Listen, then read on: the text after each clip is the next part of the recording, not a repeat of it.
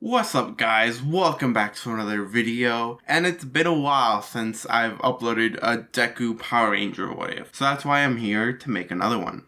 But before we continue, I just want to let you guys know to share this video around, share my other content around, because we're almost at 15k, and at 15k I'm going to release a special What If for that. So remember to share this to a friend, and remember to subscribe. Anyways, let's get on to the video.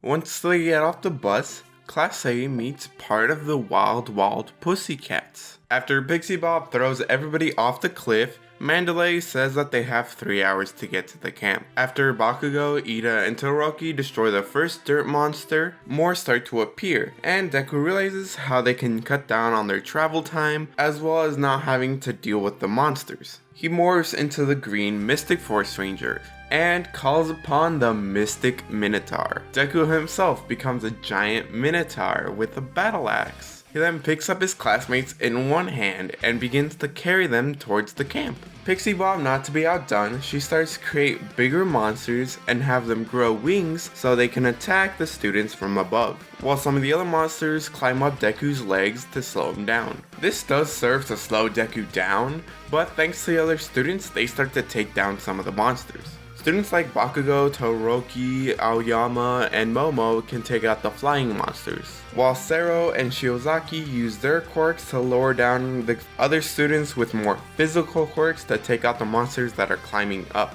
They make about half of the way there before Deku runs out of time, so they're forced to go on foot the rest of the way there. Because they use Deku to get half of the way to camp, let's say that they get to camp instead of at 5:20, they get there around 2:40. From here, not much changes. Koda still punches Deku in the dick. After that, they all go inside to eat, and since Mineta isn't here, we don't get that scene of him trying to take a peek. Deku would still have that talk with Mandalay about Koda. It'd just be like probably a day later or something. The second day of training wouldn't change much either, as Deku's training still consists of strength training. There could be a slight change where he helps out Kirishima and Ojiro, as he could turn into the pink SPD or the blue Dino Thunder Ranger, and act as a sword and punching bag that somehow strengthens all three of them. Or he become one of his two speed morphs and challenge Ida to a race, see who can run the longest and the farthest. Anyways, that evening, Deku follows Koda up to his little hiding spot in the mountains. When the topic of quirks comes up, Deku tells him that he in fact is quirkless. I don't think he would have to hide it here because pretty much everybody knows at this point that Deku is quirkless. Plus, he doesn't have the secret of One for All to hide.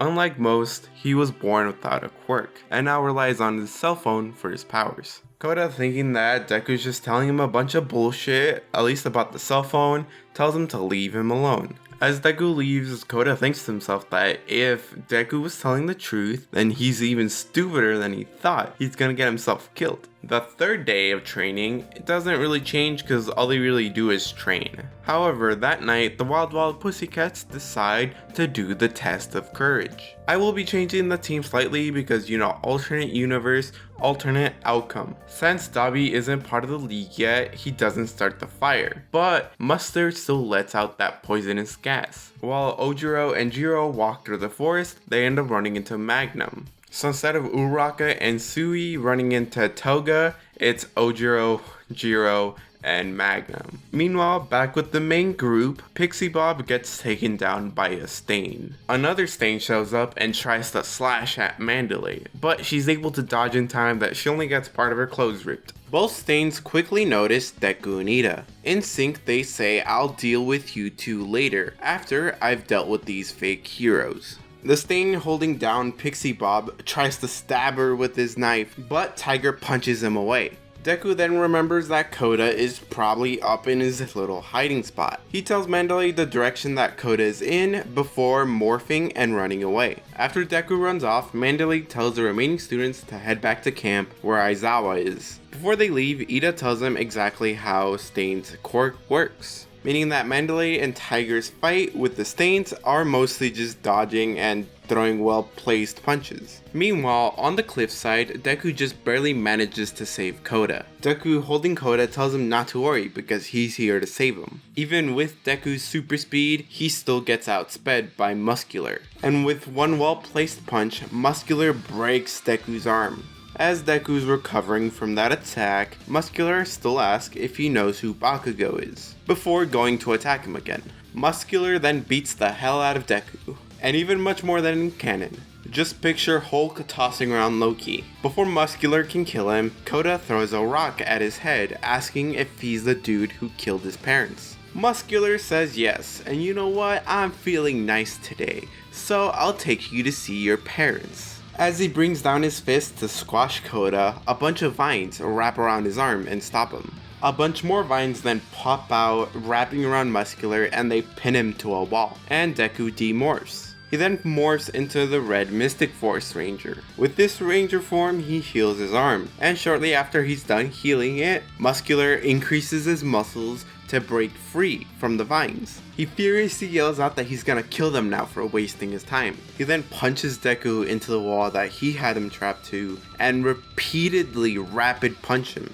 Koda splashes a little water on Muscular long enough to distract him for Deku to get on his feet and zoom past Muscular. He picks up Koda and tries to get out of there. However, Muscular won't let them go that easily. Deku decides that one of them has to get away, and obviously that one has to be Koda. So he quickly morphs into the yellow SPD Ranger. He splits apart, and even with 3 people trying to fight him and 1 trying to get away, Muscular can still handle them pretty easily. One of the clones actually manages to grab Koda and actually get away. This leaves the actual Deku and 2 clones to distract Muscular. And when I say distract, I mean get tossed around like a ragdoll. The clone and Koda are able to get pretty far away before running into Aizawa. So Deku hands Koda over to him and tells him that the villains are here for Bakugo. He then asks Aizawa for help because he's currently fighting a villain on the cliff. Before Aizawa can even respond, Deku keels over and says, "I don't feel so good, Mr. Aizawa," before he fades away. Aizawa seems there a bit confused on what to do next, but after looking at Koda, he decides to go warn the other students before helping Deku. It's better to save the many than the few.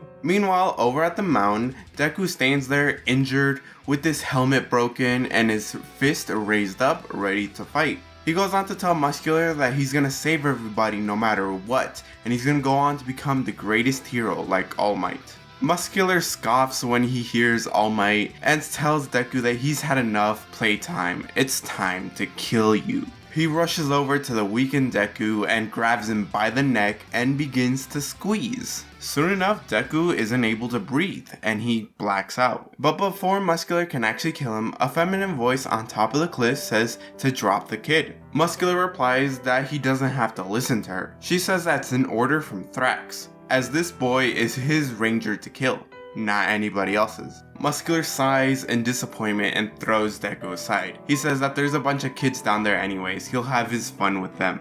The other person then jumps down and grabs a hold of Deku. They call him a poor excuse for a ranger before dragging Deku into a Kurogiri portal. Not long after these events, Mustard gets beaten up by Kendo and Tetsu. Todoroki and Bakugo are still facing off against Moonfish, trying their best not to get killed. Todoroki says that they should leave before they actually get killed, however Bakugo tells them to shut up because the only one dying here is him, now stay out of my way. He proceeds to attack Moonfish with Todoroki providing cover for him. However, as Bakugo makes it right to Moonfish's face, someone comes in flying behind him, touching his back, causing Bakugo to turn into a marble. It's Mr. Compress, and he says that he'll be taking him as he's no longer a resource for good. On the other side of the forest, Aizawa ends up running into Muscular, preventing him from killing any of the students. Thanks to his quirk, Aizawa is able to stop Muscular from, pulling out his muscles, and manages him to tie him up with his scarf.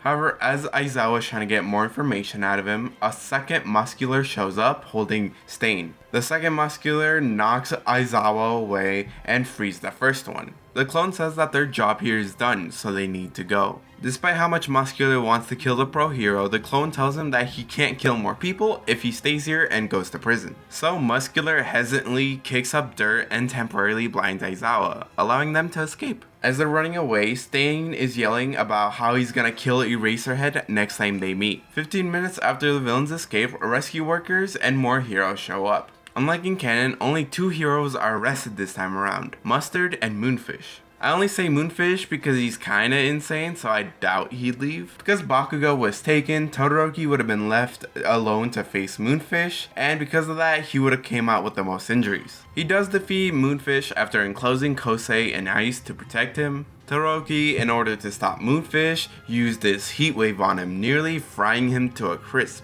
Using the last of his energy, he thaws out Kosei and brings him back to camp. Much later, Class 1A goes to visit Todoroki in the hospital. When everybody enters, he asks where the rest of the class is. Ida informs him that Jiro and Hagakure are still unconscious while Momo is being treated for her head wound. He finishes it off by stating that they don't know where Midoriya is. Apparently they sent heroes up to where Aizawa and Koda said he was at, but they didn't find anything. Todoroki says that the same people who took Bakugo could have potentially taken him as well. He and Bakugo were the top students at the sports festival. Who knows what they want with him? He then gets quiet as he realizes that he's failed as a hero. How could he possibly call himself one if he couldn't save his classmates? After a long moment of silence, Kirishima speaks up saying that there may be a way for him to save them. He explains that the day prior he came here and he heard Momo talking to All Might and the police. With a bit of help from her, they can go and rescue them. Ida then very loudly and angrily argues with them that they should leave this to the pros. However, Kirishima responds with that he can't just sit around and do nothing while his friends are potentially getting hurt. He then asks the rest of the class if they're willing to come and help them.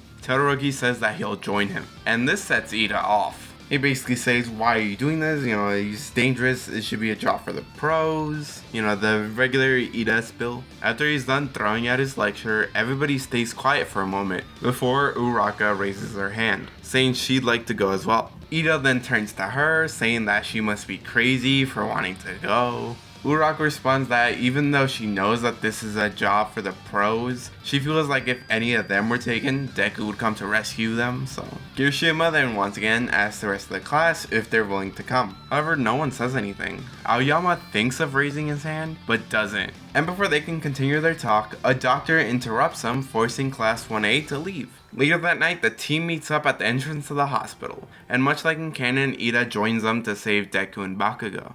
As they leave the hospital grounds, Aoyama shows up in front of them, looking very nervous. He explains that if they were in trouble, he too feels like Deku would come and save them. So it's the least he can do is try to help him save him. Ida then reassures him that they're not gonna get into any fights, and if it looks like they are, they're just gonna retreat. So the group of 6 head out to rescue their friends.